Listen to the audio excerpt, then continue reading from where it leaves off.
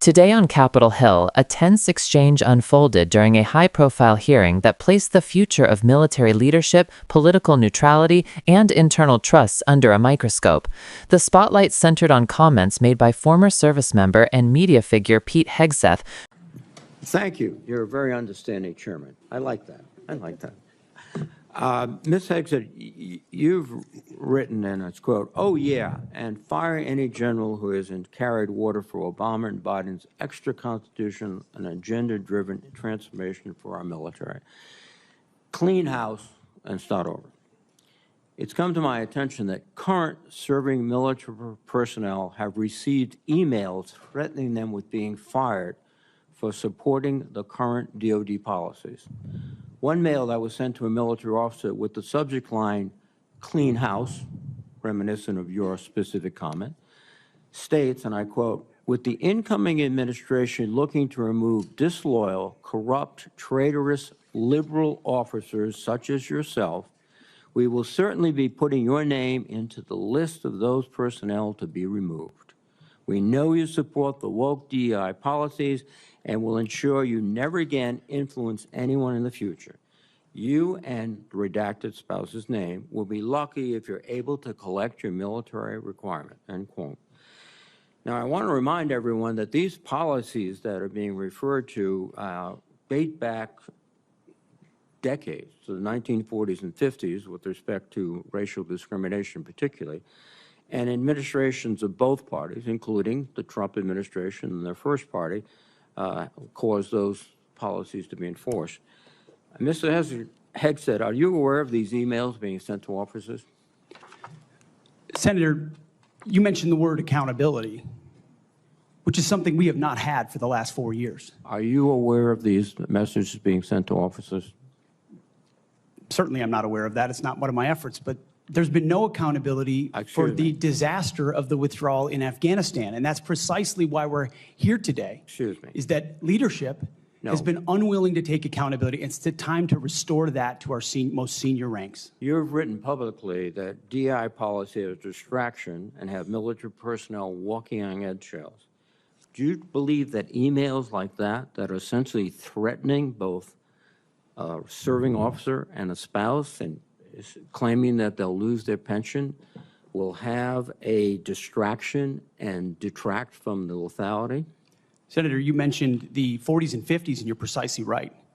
The military was a forerunner in courageous racial integration in ways no other institutions were willing to do. I served with men and women of all backgrounds because of the courage of people decades and decades ago. Incredibly important. However, the DEI policies of today are not the same as what happened back then. They're dividing troops inside formations, causing commanders to walk on eggshells, not putting meritocracy first. That's the indictment that's made by those serving right now. Excuse me. And why we're having this conversation. All of your public comments don't talk about meritocracy. They talk about liberal democratic efforts that are destroying the military, that those people are our enemies. That's not meritocracy.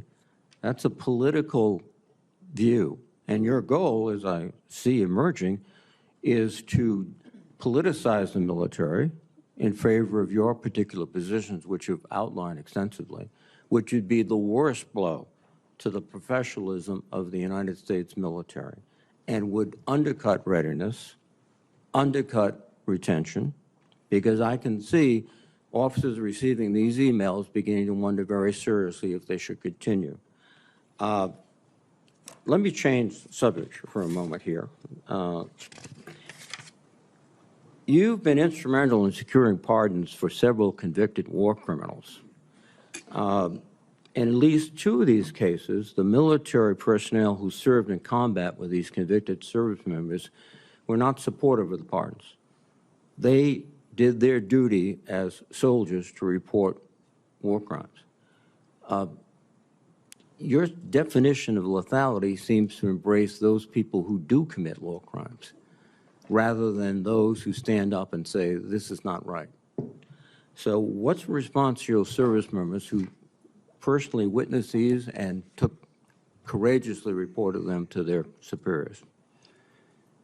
Senator, as someone who's led men in combat directly and had to make very difficult decisions.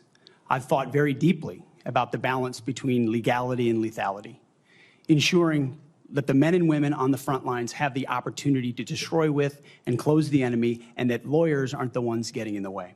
I'm not talking about disavowing the laws of war or the Geneva Conventions or the Uniform Code of Military Justice.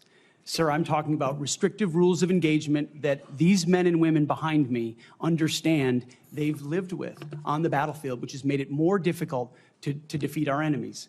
In many of the cases you're talking about in particular, sir, there was evidence withheld, there was prosecutorial misconduct, and as someone who looks case by case and defaults to the warfighter, to the men and women with dust on their boots, not the second guessers in air-conditioned offices in Washington, D.C. Excuse me. I look case by case and was proud to work with President Trump to understand those cases and ensure that our warriors are always looked out for. Those cases were adjudicated by who? People in Washington or fellow non-commissioned officers who had also served, sacrificed, and believed in the ethic of the military?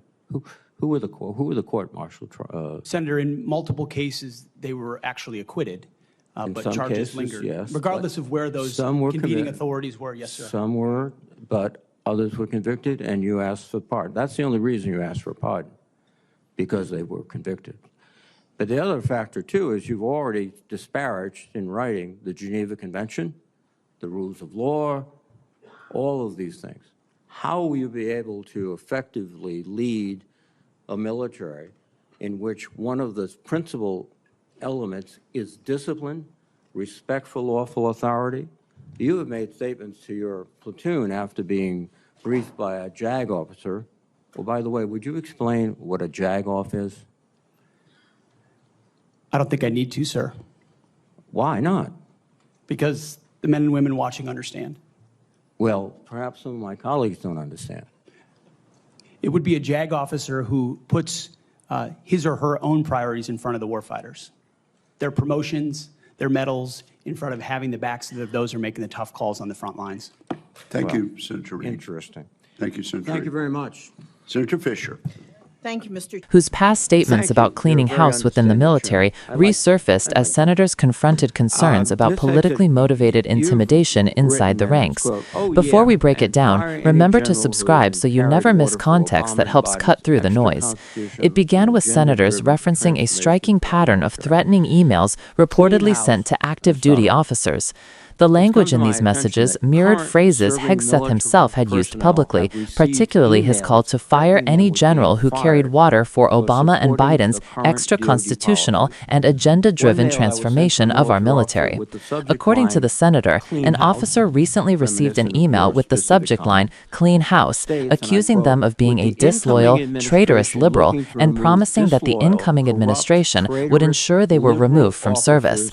The message even suggested the officer and their spouse might lose their military retirement.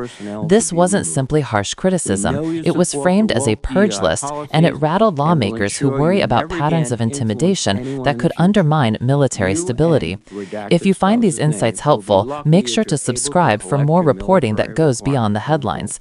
The senator emphasized that many of the diversity and equal opportunity policies being attacked are not new inventions, nor partisan experiments, but rooted in decades of precedent.